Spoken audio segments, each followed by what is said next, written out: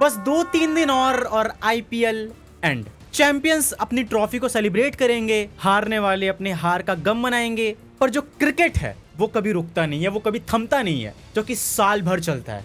और हर साल आईपीएल एक फिल्टर जैसा काम करता है, अच्छा परफॉर्म करने वाले प्लेयर्स को अलग करके, टैलेंटेड प्लेयर्स को अलग करके और अंडर परफॉर्म कर रहे प्लेयर्स को अलग करके।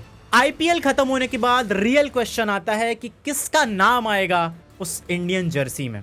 और आज हम बात करेंगे कुछ प्लेयर्स जो कि अपना कमबैक कर सकते हैं इन द इंडियन टीम, या फिर कुछ यंग प्लेयर्स जो अपना डेब्यूट कर सकते हैं फॉर इंडिया।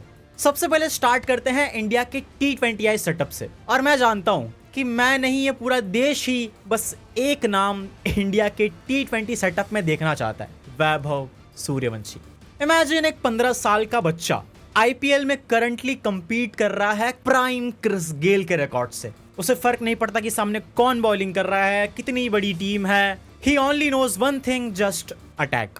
तुम ना एक बार प्रेशर इमेजिन करो, एक प्लेयर जो कि यंग है और अपना आईपीएल का पहला प्लेऑफ खेल रहा है। सोचो ये चीज उसके करियर में कितनी इंपॉर्टेंस होल्ड करती होगी। पर ये बंदा अपने करियर का पहला आईपीएल प्लेऑफ खेलता है एसआरएच के अगेंस्ट, और उस मैच में वो क्या करता है, एसआरएच की पूरी बॉलिंग लाइनअप स्मोक कर देता है। क्रिस गेल का most success in the season का रिकॉर्ड तोड़ देता है और द फास्टेस्ट आईपीएल सेंचुरी के भी एकदम करीब पहुंच जाता है। आईपीएल का one of the most toughest bowling attack के सामने 97 रन्स बनाता है इन जस्ट 29 बॉल्स, जिसे देखकर क्रिकेट गॉड सचिन तेंदुलकर तक हैरान हो जाते हैं कि कैसे ये टीनेजर अपना फ्रंट फुट क्लियर करता है रूम बनाने के लिए। और ये बस एक इनिंग में नहीं होता है, वो हर इनिंग में सेम इंटेंट के साथ उतरता है। और जो काम ये बंदा राजस्थान रॉयल्स के लिए कर रहा है, aggressive intent in the power play, अगर वही इंटेंट लेकर वो इंडिया के लिए उतरेगा, क्या कुछ हो सकता है, कितने सारे रिकॉर्ड्स टूट सकते हैं। अगर हम बात कर रहे हैं 15 साल के एक लड़के की, तो हम 37 साल के एक इंसान की बात करेंगे जो सालों से इंडिया के लिए खेलता आ रहा है। पर फिलहाल उसने एक ऐसा कमबैक किया है कि सिलेक्टर्स उसका नाम इग्नोर नहीं कर सकते for the T20I setup. Past कुछ सालों में उसका नाम भुला दिया गया था उस इंडिया के सेटअप से, पर फिलहाल वो डोर्स को नॉक कर रहा है। भुवनेश्वर कुमार। जहां मॉडर्न गेम ऑब्सेस्ड है रॉ पेस से, एग्रेसिव सेलिब्रेशन से, वहां ये बंदा बिना कोई एग्रेसिव सेलिब्रेशन किए जस्ट अपनी स्विंग को लेकर, अपनी एक्यूरेट लाइन एंड लेंथ लेकर पिच पर उतरता है। पिच पर खुद सेलिब्रेट करने के बजाय अपनी बॉल को बातें करने देता है।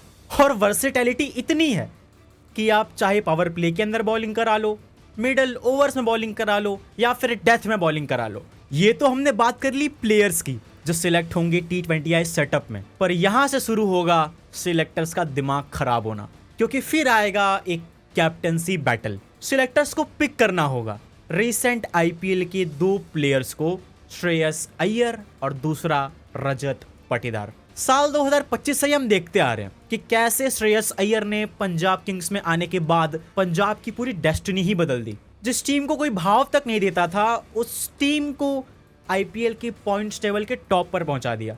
लोगों को यकीन नहीं हो रहा था कि ये पंजाब किंग्स इतनी इनविंसिबल कैसे हो चुकी है। पर वहीं दूसरी तरफ एक और बंदा था जो श्रेयस अय्यर की वजह से ओवरशैडो तो हो गया, पर शायद उसने भी श्रेयस अय्यर के लेवल का ही काम किया था, या फिर इवन उससे बड़ा किया था।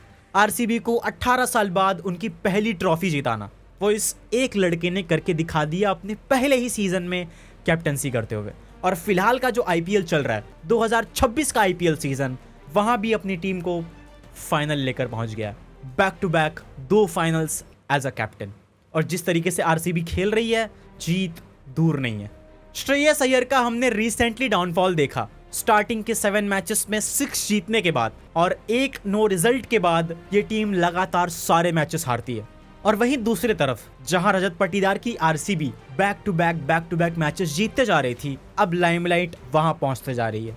तो अब ये बैटल कंटिन्यू होगी और देखना ये होगा कि सिलेक्टर्स किसको पिक करते हैं। और सच कहें तो दोनों बंदे बहुत डिजर्विंग है। और जब हम बात करेंगे इंडिया के T20I सेटअप की, तो इन 2 प्लेयर्स का नाम सिर्फ कैप्टेंसी की वजह से ही आगे नहीं आएगा। इन दोनों का जो इंडिविजुअल परफॉर्मेंस है वो भी आप इग्नोर नहीं कर सकते। और अब हम आगे बढ़ते हैं T20I से ODI की तरफ, जो कि शायद एक लास्ट ड्रीम है 2027 का ODI वर्ल्ड कप। तो वहां पर भी एक नाम इंक्लूड ऑलरेडी हो चुका है, प्रिंस यादव। प्रिंस यादव एक बहुत ही टैलेंटेड बॉलर जो कि टेनिस बॉल से अपने रिदम को स्ट्रॉन्ग करता आया और फिर उसको मौका मिला एलएसजी के लिए खेलने का। प्योर पेस से बॉलिंग करना, बाउंस से बॉलिंग करना और रिलेंटलेस इंटेंट से बॉलिंग करना, और उन्होंने वो टूर्नामेंट फिनिश किया विद 16 विकेट्स इन 14 मैचेस। और कुछ बड़ी बड़ी हाइलाइट्स की बात करें, अक्षर पटेल का वो डिसमिसल इन द ओपनर और वो absolute stunner against Virat Kohli, जिसपे खुद विराट कोहली तक को यकीन नहीं हुआ था। और फिलहाल प्रिंस यादव को इंडिया का मेडन ओडीआई कॉल मिल चुका है and I am damn sure he is going to play for India in future.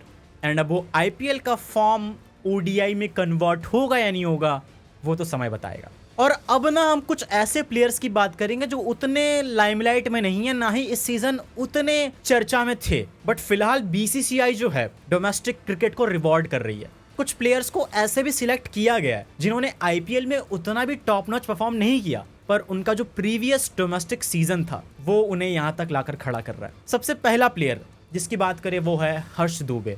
हर्ष दूबे एक स्किल्ड बॉलिंग ऑलराउंडर है जो कि इंडियन नेशनल टीम का दरवाजा कब से खटखटा रहे थे and playing for SRH this season उन्होंने अपने टैलेंट को शोकेस किया है। उनकी वो clutch match winning spell of 3 wickets and just 12 runs against Delhi Capitals, national selectors ने इमीडिएटली उस चीज को नोटिस किया और फिलहाल इस बंदे का नाम इंडिया के टेस्ट स्क्वाड और ओडीआई स्क्वाड दोनों में है अगेंस्ट अफगानिस्तान। और अब हम अगर ओडीआई से मूव ऑन करके टेस्ट फॉर्मेट की तरफ बढ़े तो कमबैक तो यहाँ भी हो रहा है। देवदत्त पडिक्कल।